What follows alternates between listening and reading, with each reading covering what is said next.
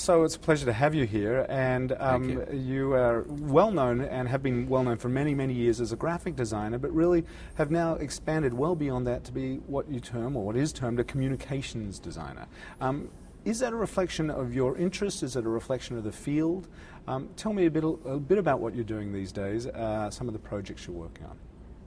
I think it's actually, it really emerged as a demand from our collaborators. It wasn't so much a plan on our end, but over time, people saw what we were doing, that we were developing an innovation approach, and wanted to apply that to new problems. So it was quite an organic process over a 25-year period where we started with the capacity to tell stories, which is coming from books and culture. And that capacity, it turns out, is a very important idea these days. Because when you're making something new, it's writing a new story, telling a new story, communicating a new story, inventing a new story. So that really happened quite organically. And the projects you're working on now, you say you're a storyteller in essence. The stories you're telling now, dramatically different from what you were telling a decade ago? Well, it's interesting that before I started the studio, I had a small company called Public Good. And the idea was very straightforward. This was 26 years ago. It was very straightforward to use the energy and the commitment that we had and the work that we were doing to advance things that we saw as being a contribution to society, a public good. That has remained the idea in our practice. What has evolved is our capacity to innovate and execute. So now the diversity of execution from a project like Guatemala in Guatemala, where we're really working with a group of people in Guatemala to invent a new image of the future for the people of Guatemala, with the people of Guatemala, so they can imagine their own future in a positive way. That's not something I imagine, as a young designer being my work today. It's really kind of central to my work. It sounds like your work has evolved over the years, as you say, with this project, that once upon a time a designer or a solution solver would come in and top-down suggest something, and then that would be gone and implemented. But now it sounds like with this project and others, you're really bringing in a broader base of people to solve a particular issue with this project in Guatemala, but also a project that you're doing up in Canada. Maybe you could talk a little bit about the idea of inclusion of the publics in forming an end good. Well, we had an extraordinary experience in Seattle, working with Rem Koolhaas, an architect, and a woman named Deborah Jacobs, who ran the public library system there. And we worked with them to create a new idea of the future of the library in the home of Microsoft. But Deborah was insistent that that process, in every respect, be open and democratic and engaging in a public discourse. And the final presentation for the library was to over 4,000 people in the city. And I saw that experience, as part of that experience, and I saw the impact that an open process can have, and how it wasn't about abdicating leadership. It was about acknowledging that our real objective is a social objective. A real objective is a development objective.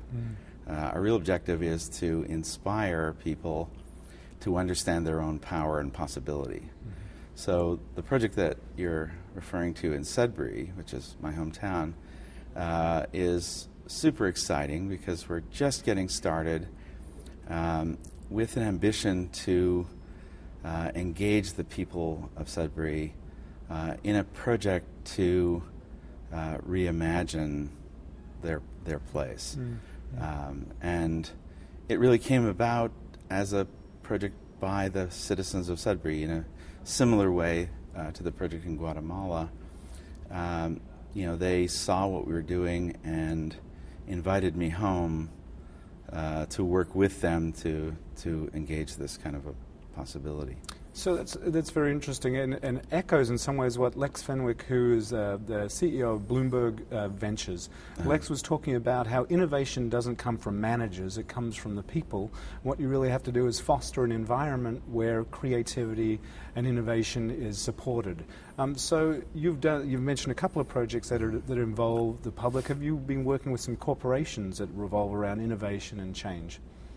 We work with all sorts of businesses, from cities, countries, NGOs, and classical corporations, Coca-Cola, all sorts of businesses. Mm-hmm.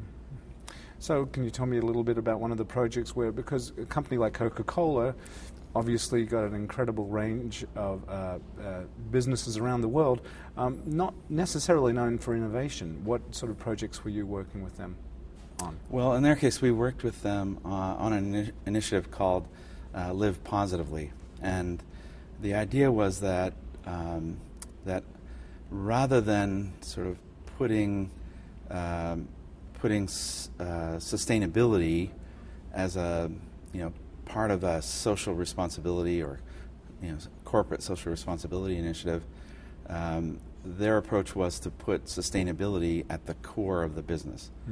That ultimately the objective is to get to a way of doing things so that we can do them in perpetuity.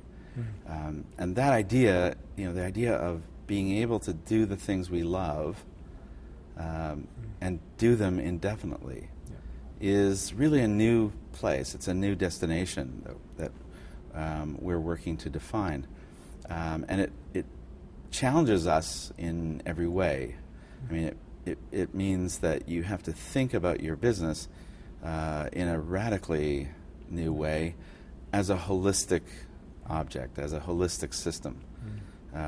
There's no longer an exterior to our practice. There's no longer a back of house.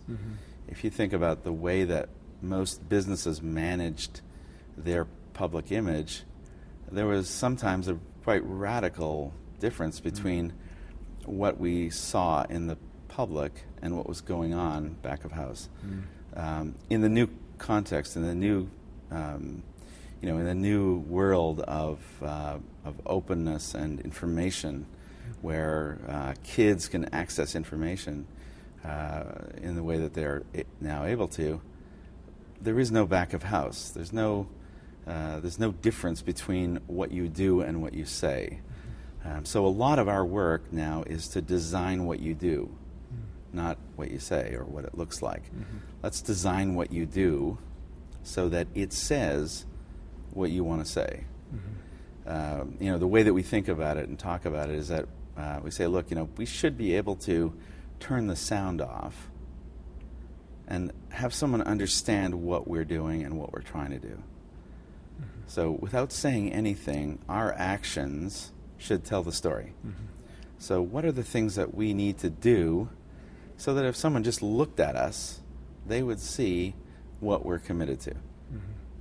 That's a very interesting concept, especially in this day of globalism, where the language barrier and the time differences and travel are greatly minimized. You've worked with massive change, and massive change is really part of your teachings and your business model. Talk a little bit about that, if you would. Well, several years ago, I was commissioned to make a project on the future of design by the Vancouver Art Gallery. And I started a little institution called the Institute Without Boundaries. And we had a hunch that there was a movement, a kind of new emerging idea that was committed to a new world that addressed the welfare of people globally.